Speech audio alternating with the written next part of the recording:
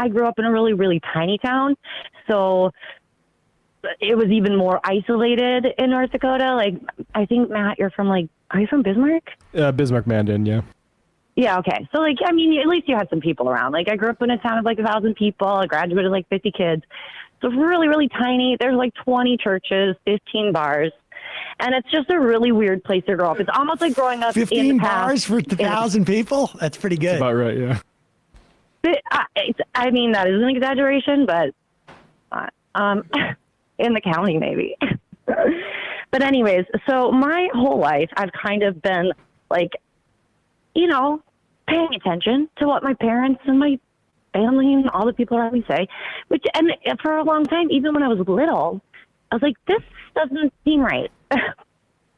Like, are you guys saying what I think you're saying?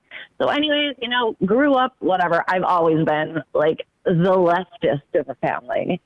And it's interesting now because I'm actually mad. So me and my dad, we have a really weird relationship. I mean, I think if you have conservative parents and you're very left-leaning, it's difficult. And my brother, too. And, you know, we talk a lot, but lately, especially after the Roe decision, I kind of just lost it on him. You kind of what? I kind of just lost it on him. I was like, y'all are just, you don't, and they can't see. My mom passed away. So it's just like, it's always 2 against 1, you know? It's just like really obnoxious to never be able to win an argument. So I have to like literally just pound at them all the time. Just tell me, like, why, I don't know, Biden is Satan. Like, just explain it. Like, if you can, I mean, I'm movable. I'm very open-minded. Like, just tell me what's going on. And so, like, and they cut me off at all times. And so what I've been doing lately is I've been testing. And I think this is what a lot of people, especially if you have family members that are, you know, really in deep or just turned off to reality at this point, you have to really everything back to them. And I told my brother last night, we just talked, and I was like, okay, I don't like Democrats either. They take corporate money. They are basically, you know, they're basically stabbing us in the back with a smile on their face. But Republicans have actively been trying to murder me my whole life. Like,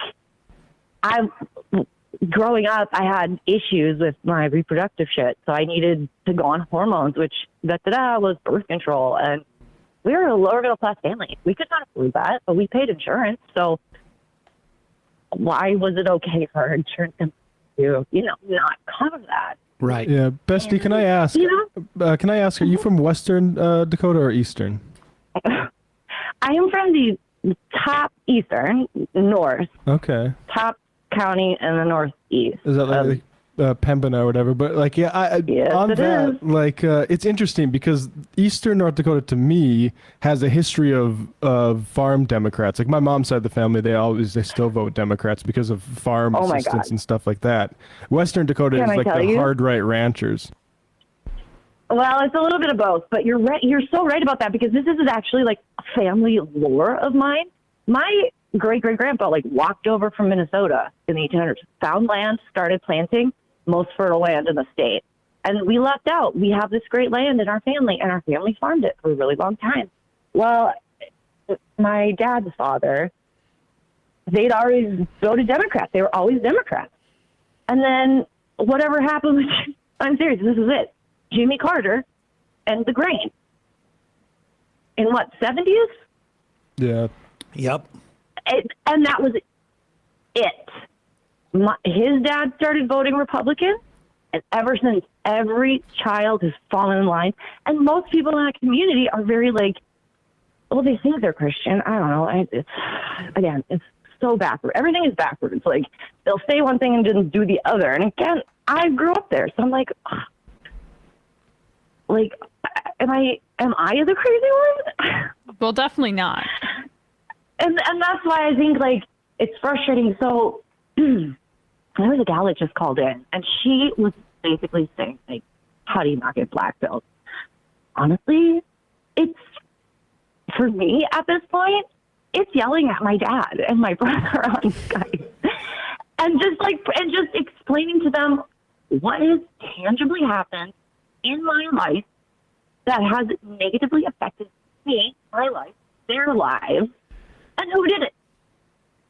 And it's always conservatives. It's always conservatives that are, screwing all of us over, and mostly me. And so, lately, they know that I've been a proponent I've been pro-choice pretty much my whole life. I'm terrified of being pregnant. I do not want to have children, and that's just it. And I'm married, and I wonder if, that I think it's from what I've observed, parents, particularly dads, and maybe brothers too, particularly when it comes to sort of stuff with politics. Parents don't want to listen to their kids too often because they don't like they don't like to be made feel like they don't know as much stuff as their kids. And also, I imagine there's a certain amount of maybe it's misogyny, maybe it's sexism that's also associated with that. I think it's that much harder for a dad to have their daughter tell them something, and it's very easy for them to go and I think that's a big dynamic. You're nailing it. And I don't know how. I don't know how you get past that. To be honest with you, and I guess it is weird for us because we are very close. We I would take my brother would take a bullet for me, but I'm still going to call him all kinds of names when we're talking about politics. I mean, because he can still, you know what I mean?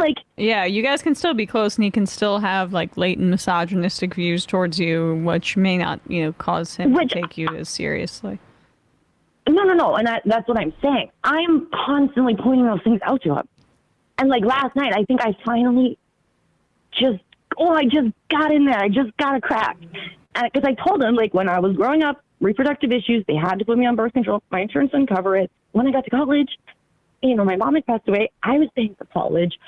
I was broke. I was like, well, I'm going off that medication. And in a year and a half, I was in an emergency room with a dying ovary. Yeah. Well, all I would say is disconnect. Long-term project.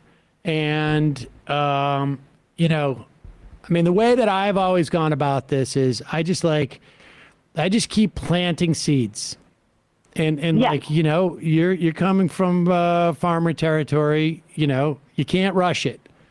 You plant the seed, you water it. Don't overwater it. You just gotta wait and let it grow and make sure that you're watering it in the proper fashion, protecting it from the elements when that becomes necessary. I mean, we don't need to go through the whole thing. Spray it with copper, depending on what's happening. Okay, calm down, Sam. But we all know. And so, but yeah, that's what you got to do. And, you get a little bit of a crack. And honestly, that made me so much more motivated. Just to hear him say, oh. And I got him. It was just one of those things where you're just this is a 30-year project for me. And I got him to admit he doesn't vote on anything besides guns. And I told him, if you can find any policy, anything, you tell me who your person is, what their policy is, why you like it. It just can't do it guns. And it's been weeks.